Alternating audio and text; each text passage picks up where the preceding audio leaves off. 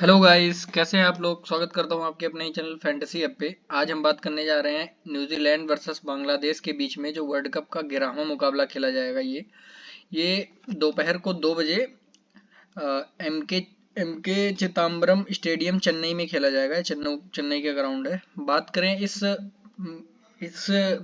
Stadium के pitch report की, तो यहाँ पे 35 मुकाबले ओडीआई के खेले गए हैं, जिसमें फर्स्ट इनिंग करते ये 17 बार जीती है और सेकंड इनिंग बैटिंग करते हुए ये 17 बार जीती है। एक टाई रह गया था। और फर्स्ट इनिंग का जो एवरेज स्कोर है वो 224 का है और सेकंड इनिंग का 205 का है। और बात करें जो दो मैच खेले गए इस वेन्यू पे, वो इंडिया वर्सेस ऑस्ट्रेलिया का अभी पिछला वर्ल्ड कप पिछले 2 मैच के पहले वर्ल्ड कप खेला गया था इंडिया वर्सेस ऑस्ट्रेलिया का, जिसमें ऑस्ट्रेलिया ने 199 बनाई थी, ऑल आउट हो गई थी इसमें। और इंडिया इसको इजीली चेस कर ली थी। हालांकि स्टार्टिंग में ये तीनों विकेट गिरे थे, उसके बाद कोई विकेट नहीं गिरा, आखिरी में जाके एक विकेट गिरा था।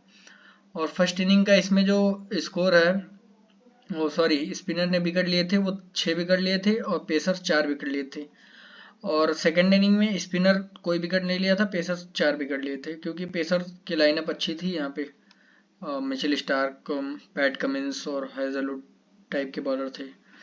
और जो दूसरा मुकाबला इस पे खेला गया था, वो इंडिया वर्सेस ऑस्ट्रेलिया से ही खेला गया था। उसमें वो 269 पे ऑल आउट हो गई थी ऑस्ट्रेलिया, और इसको चेज नहीं कर पाई थी इंडिया, जिसमें फर्स्ट इनिंग में स्पिनर 5 विकेट पाए थे और पेसर 5 विकेट पाए थे।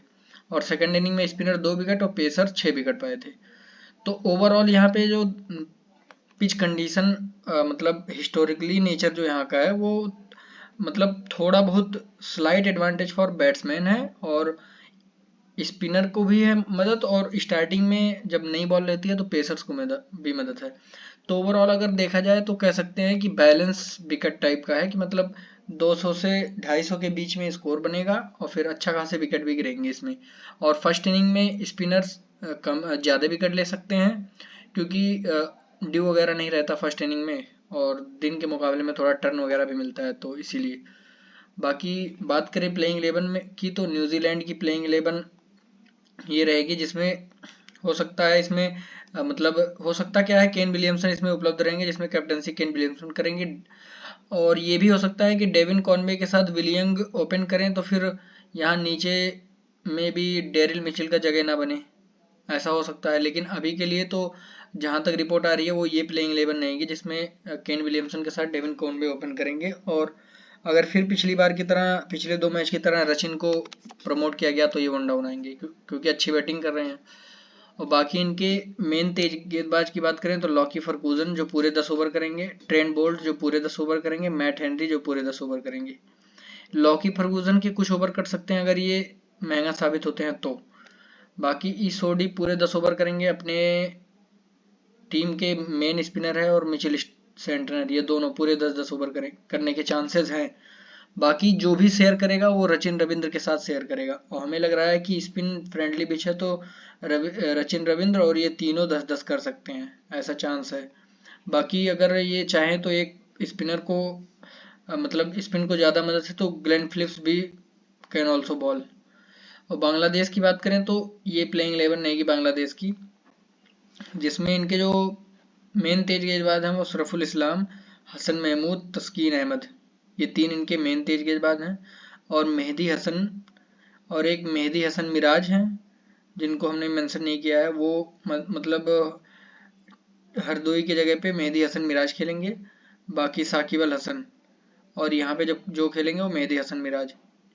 तो इनमें जो मतलब ओवर पूरे करने के चांसेस वो साकिब अल हसन के और मेहदी हसन मिराज के और मेहदी हसन की, ये तीनों के लगभग अमूमन पूरे 10-10 ओवर करने के चांसेस ज़्यादा हैं। और ये तीन में मिला के 20 ओवर करेंगे, क्योंकि इस फास्टर के लिए स्टार्टिंग में मदद है। अगर स्टार्टिंग में विकेट नहीं गिरा तो फिर मतलब ये मान के चलिए नहीं के बराबर ही बॉलिंग करेंगे, आखिरी में जाके डेथ ओवर में करेंगे।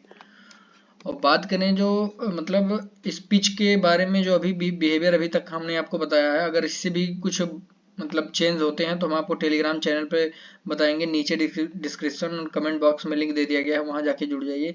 या फिर आप टेलीग्राम पे जाके फैंटेसी हब सर्च करेंगे तो वो वहाँ पे ये लोगो मिला हुआ आएगा, आप इसको मतलब ज्वाइन कर सकते हैं वहाँ से। और बाकी जो टॉप स्कोरर रहे हैं लास्ट दो मतलब लास्ट मैचेस के न्यूजीलैंड के, वो हैं बिल यंग जो 70 रन मारे थे और टॉम लेथम 53 रन मारे थे, जिसमें मैट हेनरी 3 विकेट और मिचेल सैंटनर 5 विकेट लिए थे। ये टॉप स्कोरर रहे, इसीलिए 1-2 विकेट वालों को मतलब मेंशन नहीं किया हमने। और बांग्लादेश की बात करें तो लिप्टन दास 76 मारे थे और मुस्तफिकुर 51 मारे थे। और विकेट की बात करें तो मेहदी हसन मिराज नहीं, ये मेहदी हसन है केवल, ये 4 विकेट पाए थे और सरफुल इस्लाम 3 विकेट पाए थे। तो बाकी चलते हैं टीम प्रीव्यू के पास। कीपिंग सेशन से हम लेंगे डेविन कॉनवे को, मस्ट टॉपिक रहेंगे, फर्स्ट इनिंग हो या सेकंड इनिंग हो। ये स्पिन मतलब चेन्नई के ग्राउंड में बहुत खेले हैं, इनका होम ग्राउंड है आईपीएल सीज़न का, तो इसीलिए हम इनको रखेंगे। टॉम लेथम अगर फर्स्ट बैटिंग कर रही है तो आप ले सकते हैं, नहीं तो सेकंड बैटिंग में तो इनको मत ही लीजिएगा। और मुस्तफिकुर रहीम ये अच्छा ऑप्शन है नहीं, क्योंकि ये उतने अच्छे फॉर्म में है भी नहीं। लिट्टन दास को आप एक आध टीम में ट्राई कर सकते हैं ग्रैंड लीग वगैरह में, क्योंकि सामने बॉलिंग लाइनअप अच्छी है और फिर लिट्टन दास उतने अच्छे स्पिन खेल नहीं पाते, तो इसीलिए हम इनको अभी के लिए ड्रॉप कर रहे हैं। तो विकेट कीपिंग सेशन से डेविन कॉनवे को लेंगे। और केन विलियमसन फर्स्ट इनिंग हो या सेकंड इनिंग हो, अगर ये खेल रहे हैं तो मस्ट आप पिक रहेंगे। और डैरिल मिचेल का हमें अभी थोड़ा कन्फ्यूज़न में है कि डैरिल मिचेल को ले या नहीं ले, क्योंकि ये स्पिन उतना अच्छा खेलते नहीं और फिर बाकी नीचे बहुत आ रहे हैं, तो चांसेस कम है बैटिंग के। Najmul Hossain Shanto must of pick कहेंगे हम, क्योंकि ये पहले मैच में अच्छा खासा स्कोर किए थे, दूसरे मैच में 0 पे ही आउट हो गए थे, क्योंकि टेक्निकल बैट्समैन, रिसेंट फॉर्म इनका बहुत अच्छा है, तो इसीलिए हम इनको रखेंगे अपनी टीम में। और मार्क चैपमैन चांसेस कम है खेलने के, बाकी महमूदुल्लाह को आप एक आध टीम में ट्राई कर सकते हैं, वैसे चांसेस कम है इनके बॉलिंग बैटिंग दोनों की। हालांकि इनके बैटिंग आ सकती है, क्योंकि इस बार टीम मतलब बॉलिंग लाइनअप न्यूजीलैंड की अच्छी है, तो आ सकती है बैटिंग। ग्लेन फिलिप्स को आप ट्राई करिएगा अगर न्यूजीलैंड पहले बैटिंग करेगी, क्योंकि ये कुछ ओवर भी करेंगे और फिर बैटिंग करके भी दे देंगे। विलियम के चांसेस कम हैं और नीचे हरदोई के चांसेस कम हैं। टी हसन अगर खेलते हैं तो आप एक आध टीम में ग्रैंड लीग में ट्राई कर सकते हैं। और बात करें ऑलराउंडर सेशन से, Shakib Al Hasan must topic, Mehidy Hasan Miraz is also must topic and Santner is also must topic and Ravindra is also. ये चारों आपके मतलब ट्रम्प पिक हो सकते हैं, इन्हीं में से आप कैप्टनसी वाइज कैप्टनसी बना सकते हैं। बाकी अगर आपको लगे कि अगर मेहदी हसन खेल रहे हैं तो आप इनको भी रखिएगा, क्योंकि ये मतलब पिछले कुछ मुकाबले में काफ़ी विकेट निकाल के गए हैं। और न्यूजीलैंड के बॉलर की बात करें तो ट्रेंट बोल्ट मस्ट टॉपिक, क्योंकि फर्स्ट इनिंग हो या सेकंड इनिंग हो ये विकेट निकाल के ही जाते हैं, मतलब विकेटलेस जाने के चांसेस बहुत कम रहते हैं इनके।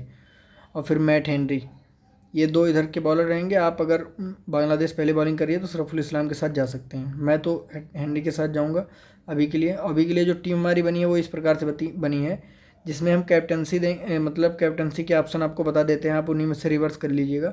साकिब अल हसन, रचिन रविंद्र और मेहदी हसन मिराज और ये डेविन कॉनवे, इतने ऑप्शन हैं। आप केन विलियमसन इज ऑल्सो मतलब मेंशन कर सकते हैं इनको आप।